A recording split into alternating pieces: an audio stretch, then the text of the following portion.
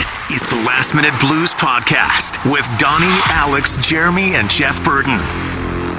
Well, welcome to the 19th biggest hockey podcast on Spotify. It is the Last Minute Blues Podcast, brought to you by Alex Ferrario from 101 ESPN, Jeremy Rutherford from The Athletic. My name is Donnie Fandango. Wasn't it 19th on Spotify? I think it was when you did that. I think we should get... At first when he threw it, I'm like, where did we get that number from? I'm like, oh yeah, we did look at that, didn't we? Yeah. And I think we should get shirts that say 19th biggest best hockey podcast on Spotify. Does Ernie Ferrario do the rankings? Or? Yeah, he does. No, if that's the case, we would be 72. We'd be 72 for Ernie Ferrario if that's the case. No, So, is that your pops? Yeah. All right, good. Yeah. He listens to this all the time. He goes, but I don't tough know. to impress. Yeah, he goes, I don't know half the ish you guys talk about, but he's like, it sounds good. That's how my parents, by the way, they listen to, my mom listens to all of like the radio, the pre and post game stuff that I do. Every time she talks to me, she goes, I don't know what you're talking about, but you sound good. You don't stutter over your words. And I'm like, well, I'm glad that's what you measure this I didn't want to tell of. Alex, but I don't know what he's talking about either. That's true. Joke's on you guys. Most of the time, I don't know what I'm talking about. When I did do play-by-play, though, for Curbs earlier this season. Oh, flex. Yeah, I know. Not a weird flex right there. NHL play-by-play. My dad did text me, and he goes, I've never been able to get your mother to sit down and watch a hockey game with me from start to finish. He goes, we've been married since, I think it's the, 80s maybe? I don't know. They're super old. Anyway, they were like, I have never been able to get your mother to sit down and watch a hockey game with me from start to finish. He goes, your mother not only sat down and watched that game, but listened to it on the radio from start to finish. And now they're not going to listen to the pod because he just called them really old. No, they don't listen anyway. Plus, they know they're really old. And also, too, like, your folks getting married in the 80s or whatever, man. I'm like, my parents were married in 1973. You know what I mean? So, like, man, I don't know. I think there's been a lot of old talk lately here. So Why'd you look at me when you said that? Because I'm the one that throws the word old out dude, there. you're the youngest one in the room. Shut up. You have the best hair of everybody in the room. You don't have the all the gray going on. Just I'm waiting for stop. the gray to come in sooner or later. I got a 4 and a 3-year-old. The gray's going to be coming. Oh, yeah. The gray's going to be coming. It'll be. Depends on where. Is it up top or is it right here? It'll blanket you before too often. Like how you guys are arguing about dark and gray. I'm worried about chins over here.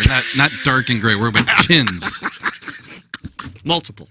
Dudes, we got a lot to talk about here. It's weird, and like, I guess doing this, every 2 weeks in the off season, I feel like a lot of stuff kind of builds up for us to talk about. Yep. So I feel like we've got like sort of 3 rungs of this. All right, good. Stanley Cup Finals, which start tonight. Blues, as we're kind of starting to eyeball this off season, free agency, draft, all that kind of stuff, and then also just a cornucopia of things going on around the NHL behind the scenes that I just kind of want to get you guys' general sort of thoughts about. But I guess we'll start here with the NHL final that starts tonight, a rematch of last year between Florida and the Oilers. And guys, one, I'm really looking forward to this series because, and I would very much like for you to disagree with me, but I feel, and I said it in our group chat, that this playoffs as a whole to me has felt very meh. Like, not a lot of series going to 7 games. Feels like there's been a lot of ass whoopings. You know what I mean? Like, in certain games. So, like, I just have not been, like, super locked in. So I'm hoping that this final will be a really great final, take us to 6 or 7. But do you disagree with my thoughts about the playoffs so far, or what do you guys think? No, I mean, you brought up the question yesterday to BK and I mean, we thought it was a phenomenal question. It does really feel like it's Florida, Edmonton, and then everybody else. I mean, if you think about the series so far in this playoffs that have really been tight going to Game 7 and not sure who's going to win, Florida and Toronto, but I think we all knew Florida was going to win that series. Edmonton and LA, as then LA took the early lead and then Edmonton pushed themselves out, but that was in the first round. And then you put the Blues and Jets in that conversation. Yeah. Otherwise, like, we're not even talking about the conference championships with Carolina. We're not really talking about Dallas versus Edmonton. Like, the teams that were fighting to get to the Stanley Cup Final, it felt like you knew from probably Game 3 who was going to be there. It was Edmonton and Florida. And I don't know if this is just the NHL to where it's, look, Edmonton and LA are just in their peak seasons right now. This is where they're at, just like the Blackhawks were, the Kings were, the Lightning were. And at some point, somebody else is going to take reign over where the Kings or the Oilers and the Panthers are.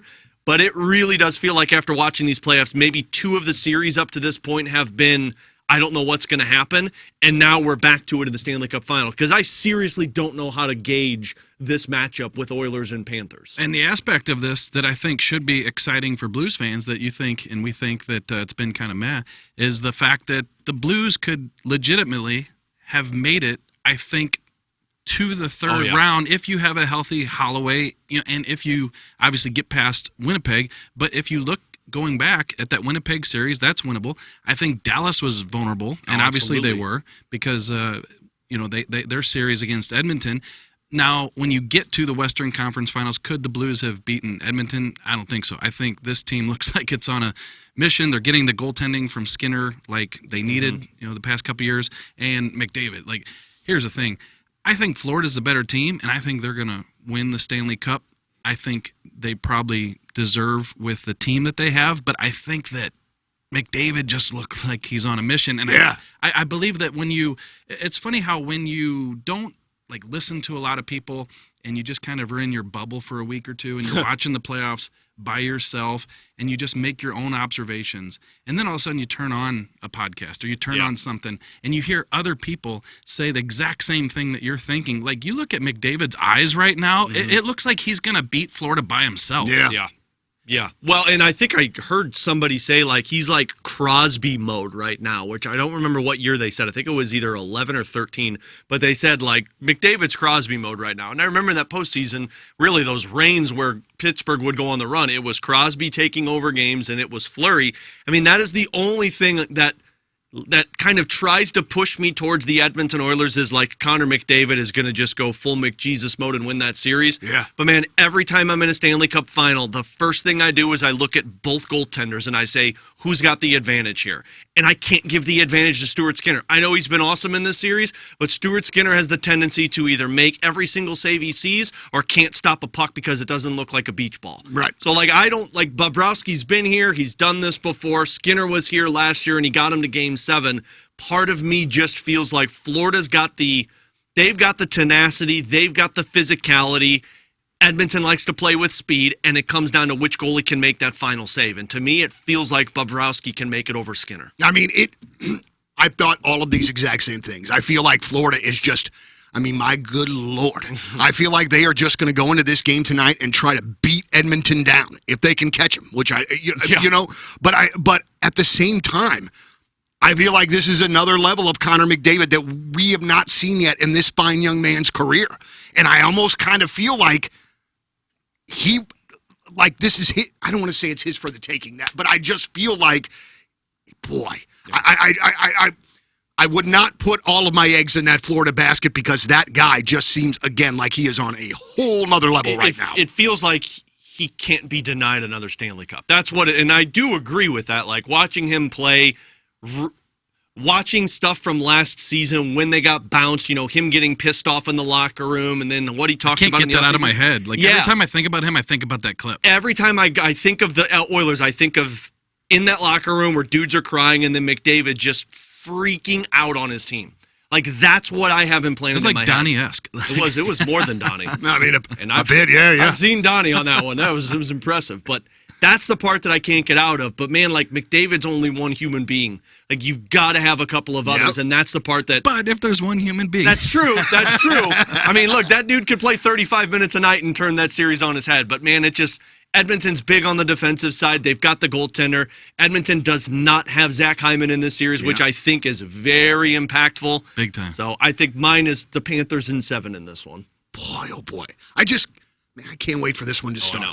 And I haven't been this way, like I said, in a couple series, so I'm really, really excited about this. And I just wonder, too, how Edmonton is going to kind of combat that physicality and the sort of goon nature of Corey the Panthers. But you're going to have to take a bit and not fight back, which has got to be friggin' tough when one of those Kachucks is looking at you that way. I know. They got such a punchable face. I love them. Don't get me wrong. All of the Kachucks are just Matthew and Brady? I think all of them. It's okay. So Big Walt, a future guest on the podcast. Yeah. Well, I don't even think that that's a bad thing to say necessarily. No. Well, I guess it is. Never mind. Maybe to his face, say it on the podcast isn't that bad. To his face might be a little different. I don't know. We'll delete it out. I think I might be able to get away with asking Big Walt if he thinks he has a punchable face. For sure. All right. So with that said, Finals getting ready to start. Also, it's weird to me, and somebody else said this, so this is not my lone idea. I don't remember who said this, but why in the hell was Jake Waldman traded from the Detroit Red Wings in the first goddamn place? That guy seems to be a hell of a defenseman that has found a great home in Edmonton and paired up with Klingberg, who I don't think had a great season up until like sort of the playoffs, right? Yeah. A couple things. I think that, first of all, people still talk about why did the Blues trade him? Well, guess what? They gave him some opportunity, up the lineup. It didn't work out. And maybe let him play a little longer and keep him in a higher role. Maybe he starts to get the gist of it. But so they move him, right? And he goes to Detroit. That was in the Leddy deal, right? Yeah, that was the Leddy deal. So he goes there and he looks like unbelievable the first year, and they give him the contract. I talked to the writer in Detroit, and he said after that. Not right after it, but towards the end of his time in Detroit, just wasn't good, and the numbers weren't good. Like the metrics weren't good, and there's going to be a correlation here that I'll get to. Is that when Jake Wallman is playing with a good team, I think he can be an effective player. So, it wasn't Detroit. They're going through the Iser plan, and then he whatever goes that to, is. right. Then he goes to San Jose, and they're bottom of the barrel. They're selling out. They're breaking down to the studs and trying to get the top pick the past couple of years. And he's going to get a ton of ice time, and he's going to look okay, but not great. So they didn't need a Wallman, and so now they move him to Edmonton. Edmonton needs him, and now he's playing with guys who get up the ice, and that's what he does well. Is he skates and he's got a good first pass. So I just think that if you put him in a good situation, he's okay, and he's looked really effective with these guys. Yeah, Waldman's he's always been an offensive defenseman. Yeah. He's never been. That's why I really didn't think it worked out in St. Louis. I mean, they needed guys who were big in front of their own net and could move the puck rather than guys in the offensive zone, and he was just never going to be that. So he gets shipped out to bring in Nick Leddy, who was a little bit more experienced. Edmonton needs guys that play that way. And like I always hesitate when people are like, oh, they shouldn't have gotten, because Nico Mikkola is the one that right now people are talking about too with the Florida Panthers. And like, why would the Blues get rid of him? It's like, man, that guy got ample opportunities in St. Louis and it just never worked out. Sometimes, and Vince Dunn to me is the prime example of this. I remember the article that was written about him in Seattle after his first year where I think he got Norris Trophy votes. And he said, I was never going to be this player until I got traded. Because he said sometimes you need eye-opening moments. You get too comfortable where you're at. You feel like you've got everything in front of you and you don't need to change until you get traded. So for Jake Wallman, it's like you go to Detroit, who's never been a very competitive team. It's always been up and down. Then you go to San Jose where you're playing all the time, but you're on a bad team. And then you get to go to Edmonton and you're playing with Nurse and Bouchard and Klingberg and McDavid and Draisaitl. And it's like, oh, okay, this is what it takes to win at the NHL level. And then you start to change the way that you play. Yeah, and I'm glad you brought up Mikkola because I'm getting a lot of tweets, texts, about him too. You watch him in the playoffs, why they, let him go. And they have a lot of defensemen, and somebody had to go at some point. But the thing with Mikkola is, he was going to be due a bigger payday. Mm-hmm. And then also, if people don't remember, he was involved in the Tarasenko trade going to the Rangers. The Rangers. And at that point, you're trying to get a first-round pick for Tarasenko, and not to say that you couldn't have without he was underperforming that Mikkola season in the deal, but Mikkola's underperforming. He's going to be due a raise. I think his contract was up after that. Yep. And then also, okay, this is the way we're going to get a first-round pick for Tarasenko, because remember, after all the trade speculation about Tarasenko, him asking for a trade came out, that next season was probably the year that you trade Tarasenko after he puts up a good year. Yeah, 40. And so the Blues didn't. Now it's a year out from that, and it's like, hey, we can still get a first-round pick with this guy.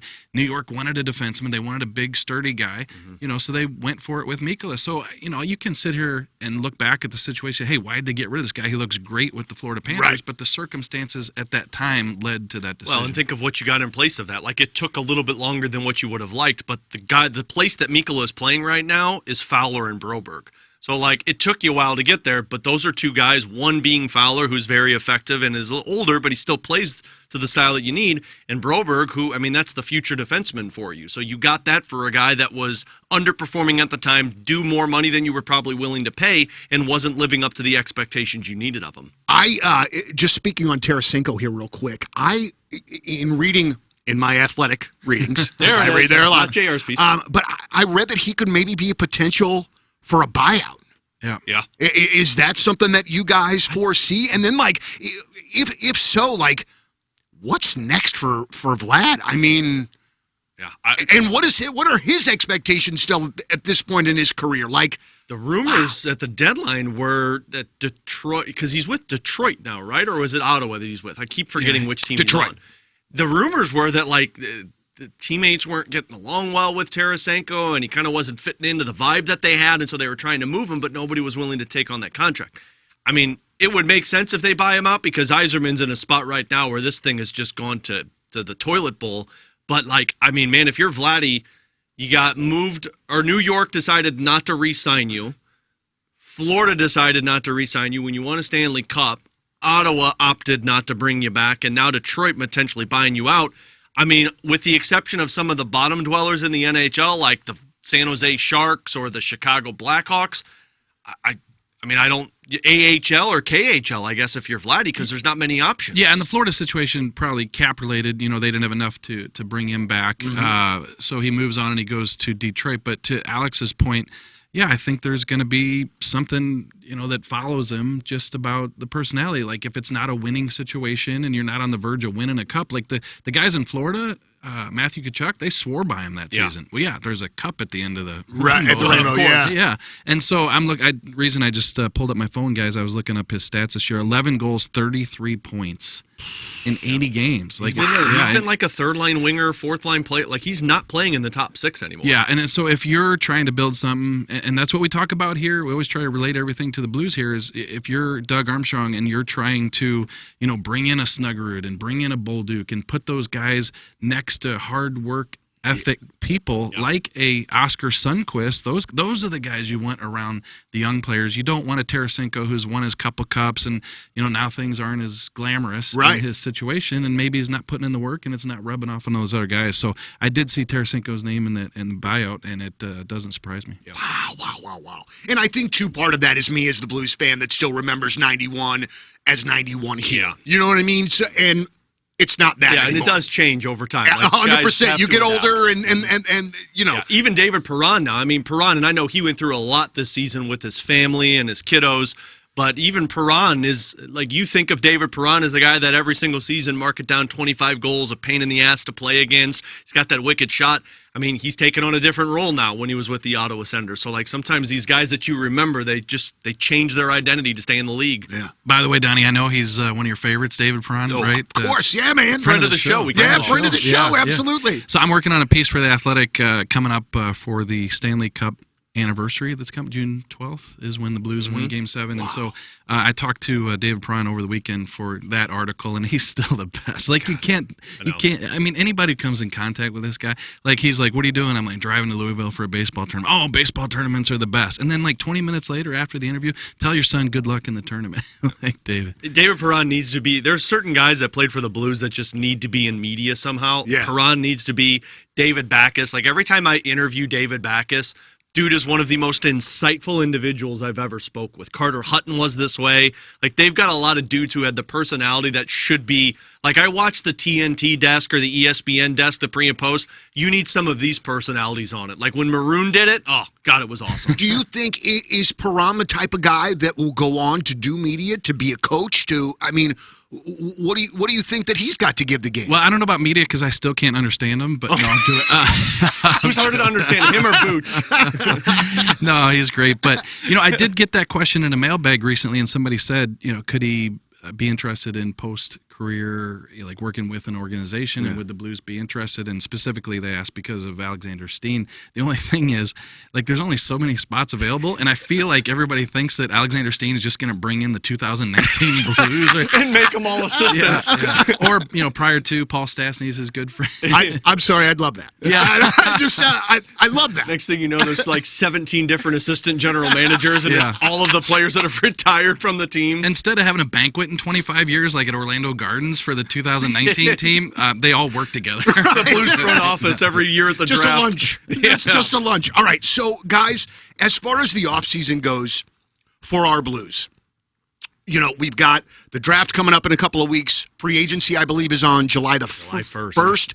So obviously, with those things coming up in just a few weeks, I would assume that Blues management, you know, scouts, I mean, this is a busy-ass time of their year. Where are they in the planning of this thing, guys? Do they have a free agency big board with guys that they're going after? I would assume they have the same with the draft. So can you guys kind of sort of talk about what is going on right now with the Blues and, with those big things on the horizon? Yeah, right now they're actually in Buffalo for the Combine this week. So that's all the draft picks, come in. They can do the interviews. They can, check all the measurements. They do some testing. The biggest thing is the interviews. Yeah, well, remember, this is the only time that all of them are going to be together because they're doing the centralized draft this year. So all of the teams will not be wherever the draft is. They're going to be in their home cities making the selection. So I think you're about to find out a lot more rumors in terms of availability trades, free agent inquiries, draft picks, because this is the only time that all of the agents, the scouts, the management are all in one building together, and this is typically the draft is when a lot of trades start to build themselves up. I think you're going to start to hear a lot of rumors that take off this week that get you amped up for the draft and the free agency. Yeah, for sure. So Combine this week, and then they're going to come back and they're going to do their final prep for the draft. But typically all that stuff's kind of in place. They've already had tons of meetings over the last year. And, pretty interesting. This will be Alexander Steen's second draft. He was so excited to go through that first one last year and just experience it. Now he'll be a little bit, better for that. And then once you finish the draft, then you go straight into the free agency a couple days later. That's part of the reason why some of these teams decided that they didn't want to do that centralized draft like they did last year in Vegas, because it takes you a little bit to get back from Vegas to get back to Montreal, and there were some delays the past couple years getting out of Nashville, getting out of Montreal. So when Alex says centralized, decentralized, this year the draft, the teams are going to stay in their respective cities, and so I think they're going to send some of the top prospects to a specific city, and then but the Blues will be in St. Louis. And Donnie, I've said this to you before.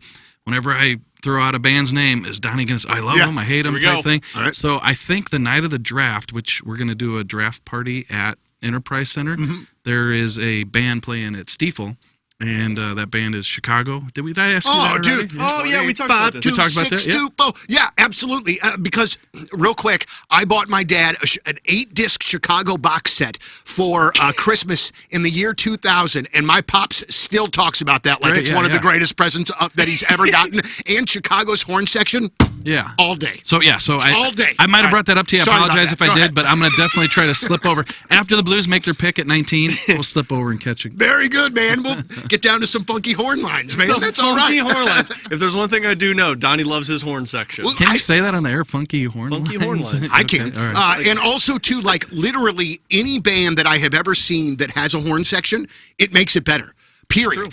Real quick, at Point Fest, the St. Louis band Ludo, they do this cover of Oingo Boingo's Dead Man's Party that is so great. They had the Funky Butt Brass Band come out. It is. 7-member horn section, do the horn line, and it was so great. So great. Horns just make everything better. They really, really do. No, I know you can't say that. Say that No, on a podcast. They do. They do. Yeah. All right, so. Wait, I got a question. Yeah. How do you remember the names of all the bands and all the songs? Like, we're talking, it could be Bob Seger, and I've heard the song 1,000 times, and somebody will say, what's the name of it? I have no idea. How do you do that? Buddy, I honestly think that it is just something inherently ingrained in my brain, because my dad is exactly like this.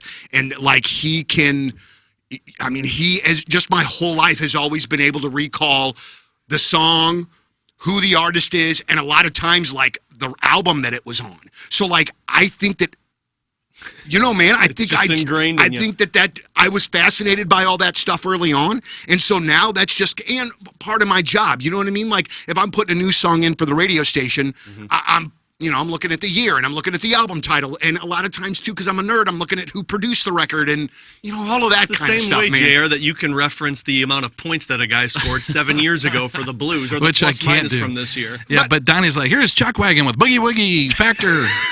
Dude, that sounds great. Donnie was just like, that's not the right song name. Yeah, correct me. Guys, real quick here, before I want to ask about some NHL things, but a big thing that the Blues are supposedly going to be after here in this free agency period or this offseason period is a number 2 center. And I also was reading in The Athletic the other day, and they still had Braden Shin listed as like one of their top trade targets. So this is a multi-layered question here. do you think Schenner is still on the market? God, I hope he's not. And two, what do you guys think about this number 2 center? Because then I would assume that bumps Schenner down to third line, which might be kind of where he is a little bit more in his career.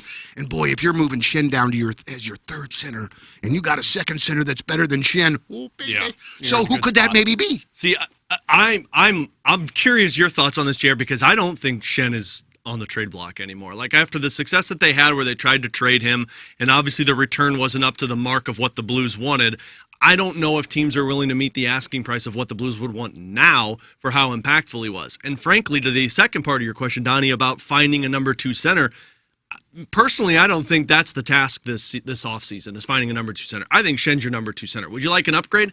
Sure, but I think they believe internally that's going to be Dvorsky down the road, and it's just you got to be patient with that, which I know people don't like to hear the word patient with their teams. But Schenn, Holloway, and Kyrou, when they were healthy, they played like a number 1 line last year. Mm-hmm. Like they were one of the most productive lines in the NHL when they were put together for about a 2-month stretch.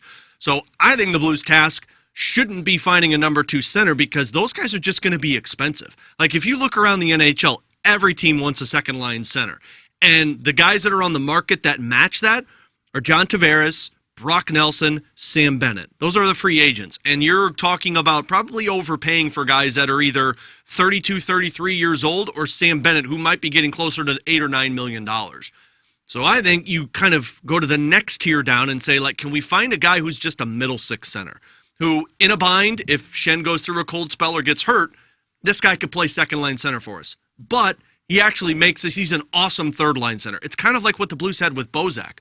Bozak could have been a second-line center, but it was an awesome third center to have for that team. So from top to bottom, you were stretched through. That's where it's like you've got Thomas, you've got Schenn. Can you find, whether it's on the free agent market or via trade, somebody who is just an awesome third-line center, and then that gives you the depth down the middle? So like a 3+. Like, you know what I mean? Like 2.5 is kind of what you're looking for. Not that makes sense. Yeah, no, I think Alex nails it. The one thing with the Schenn situation, and Alex touched on part of it, is, it's twofold. First of all, can the Blues get as much as people were talking about giving up for Schenn at the trade deadline in the summer? Probably not. Like, you get into the trade deadline, you're excited about your team. Oh, if we could just add Braden Schenn to the mix, that would really put us over the top. Yeah. And so, could you still get something for him? For sure, this summer. But the other part of this is, does Braden Schenn want to leave? I think he made it pretty clear that he wants to be here. Yeah. Like, for him to have a chance to go win a cup with whatever team it was, and we heard, there was a lot of Toronto talk, but I think Ottawa was involved too. Did Colorado, reach out? So I think that I'll never forget being in that locker room in Anaheim. I almost said I'll never forget and then forgot where I was at. But I'll never forget being in the locker room. Off-season mode. In Anaheim, we were interviewing him right after the trade deadline, and he said, I didn't want to walk out on these guys. So that's not to say things can't change in June or July or whatever, but, if that's his sentiment there, like, he's the captain of this team, I'm sure he doesn't want to walk out. So even if they came to him now and say, hey, X team wants you, I don't know that he's willing to go anywhere. And then bigger picture, I agree with Alex that do they need help in the middle? Yeah. Are they going to overpay to bring in somebody to push Schenn down to the third? Probably not. And plus, you don't even know if you're going to get those guys. Like, you can throw $8 million or $9 million at a guy. It doesn't mean he's coming. Yeah. And, why, with the success that Schenn and Holloway and Kyrou had, hey, let's see what that looks like. Mm-hmm. But I do think 100% they're going to have to figure out something in the middle. And if it's a guy who can come in and push Sundqvist to the wing, or if it's a guy who can come in and give Dvorsky some time to get acclimated, whether it's this year or next year, they do need some help down the middle. And by the way, I think their best route is via trade, not free agency. Mm-hmm. I think, with the exception of, and I know a lot of people want Trent Frederick, with the exception of Trent Frederick, man, there is just a lot of guys on the market that are going to be overpaid for their services. Mm-hmm. And that scares the living hell out of me, especially when you see what teams have paid. Like, Chandler Stevenson last year was given, 7 by 7? Jeez. And that's a middle 6 winger. But you had to pay him because you wanted to get the upper hand on everybody. Stay the hell away from that. I think there's actually going to be a lot of teams that are looking to either shed salary or looking to kind of expand their timeline a little bit more, meaning bring in younger players and get rid of some older guys that don't fit in. I think the trade market is the route to go, and stay the hell away from free agency. Well, and also, too, aren't there going to be teams, and the first one that I can think of in my head is Toronto because of what Brad Trey Living said about changing the DNA of the team. So there could be a team like that, maybe a team like Carolina that's looking to kind of shake things up a little bit. I'll give you a couple of them. Like for me, the New York Islanders are going to be in a weird spot. Like, do they take a different direction? Because they got a new general manager. They've got the number 1 overall pick. They missed the playoffs. They've got some aging guys. Do they think that they need to go a little bit younger? They've got 3 centermen that you could be interested in, whether it's Barzell or Horvat or Pajot. The Buffalo Sabres. We all know what an issue the Buffalo Sabres are. Oh, boy. They've got a couple of centermen that you could maybe call about. Vegas, you all know every single year is going big game hunting to find some type of free agent. Is that Mitch Marner? Is that Sam Bennett? Well, before they do that, they have to offload some salary because there's a guy, Nick Waugh, that I think might be a pretty good third-line center for the Blues. Ottawa, what does Ottawa decide to do? Like, there's a lot of teams. The Rangers are a really another good example. Yeah. Like, do they need to get rid of some people? And they got to change the DNA of that squad, There's too. always teams that miss the playoffs that say we need to be a playoff contender and let's make a move. And sometimes those teams make overly aggressive moves that hurt their team, but the other team on the other side is waiting to pounce and capitalize. And that's where the potential bargains are, and that's where Doug Armstrong comes in with his effectiveness and, the conversations, exploring all the options, finding out, as Alex mentioned, a great list of guys there who, we don't know that they're available, but they could be, for the reasons that you mentioned, that maybe they just want to change the DNA of the team. And so I think we don't know what's going to happen, but I think the Blues are going to potentially solve their issues going that direction and picking up a guy that maybe we're not talking about, as opposed to, overspending in the household names that we're hearing as we get closer to that deadline. Blues fans, you really cannot get yourself in a tizzy when day one of free agency has come and gone and the Blues have not done anything. Yeah. Like, seriously, you cannot expect them to go out and throw. I mean, at least me, I am not expecting them to be big game hunting for Marner, or I just don't. Now, see, this is where your expertise comes into play, Jared, just like Donnie's music encyclopedia. When was the last time Doug Armstrong made a day one signing? Donnie knows. What was it? Wasn't it Stastny? That's the one that was that the I can biggest think one. of. Would he go back to 2014? I mean, like day one of they've made trades in this past year. They brought in Foxa and Suter and Joseph, but those weren't. Like, when was the last time? The past couple, you had Saad, you had those guys, but they were day 2, day 3. Yeah, none of these are day one. Day one is typically the Chandler Stevensons, where you're throwing all of the money at them to get them to sign before other teams call them up. Yeah, it's been a while, and to add further support to what Alex is saying about potential trade being the way to add to this roster is, let's not forget all the assets that the Blues have, the prospects, the draft picks, more so the prospects now, but there's a lot of them. And I know they don't want to part with a lot of them, and they want to keep these top guys, which other clubs are going to be asking for. But Doug knows, Alexander Steen knows, these guys, they can't all play in the NHL, so they're going to have to make some decisions on them. And, we always say over the years, you got to strike while teams are still interested in these guys, and it can happen quickly. Like, I remember, talk about, do they trade Berglund now? Well, then all of a sudden, 2 years later, he's not like a tradable guy. At that point, they ended up trading him because he didn't have his paperwork done. But you get to a point where, all these guys right now, 19, 20, 21, they've got time. Don't get me wrong. All I'm saying is that at some point, you're going to have to maximize their value if it's in a trade to bring the type of player that can help you now. Well, look at what the Blues did to get Justin Falk. And I know that's a sour spot for some people, but they traded a guy that they just drafted the previous year, first round, Dominic Bach, who was supposed to be the next big thing. That dude hasn't even sniffed the NHL. Never played, but they traded him because they were like, well, first round pick, somebody's going to be interested. Perfect point. That's what I'm saying. Is like you had a team in the Carolina Hurricanes who thought highly enough of him to trade for him while he still had that potential, and then it never panned out. So, if the Blues are going to entertain conversations like that, they're not going to win every deal like they won the Bach deal in terms of giving up on a guy and he never materializes. Sometimes you're going to trade a Theo Lindstein and all of a sudden he becomes who you thought he. So it does happen. You do have to be careful, but the Blues have so many assets, I feel, at this point that that's probably the avenue. Yeah. Last year they had 9 guys in the World Juniors tournament. This year they had 8 guys in the World Juniors. Like, you've got a lot of guys. They're stacked at left-handed defenseman. They're stacked at wing. Stacked. Let's write this down. He's Stacked. You want a prospect report? I'm your guy. in a That's year when all we I say that do. they have no left shot defenseman. We're going to play that clip. They're stacked. Yeah, All right. Doug's going to hear that and be like, what the? Guys, I want to just burn through a couple of NHL things here real quick before we wind up. Where is Mitch Marner going to go? I think it's going to be L.A., Vegas, or Utah. One of those three. Utah is going to look to make a splash, right? I don't know. Does he go there, though? That's the thing. I don't know if players want to go to Utah. Right. It's not like it's a state income tax or no state income tax place. It's not beachside property. Like, Bruh, can you get a drink after 10 o'clock? And I'm honestly asking. and I mean, like, it's not like the team's super sexy or where they're ready to win a Stanley Cup. Like, they're going to be sexy because they've got $13 million to throw at you.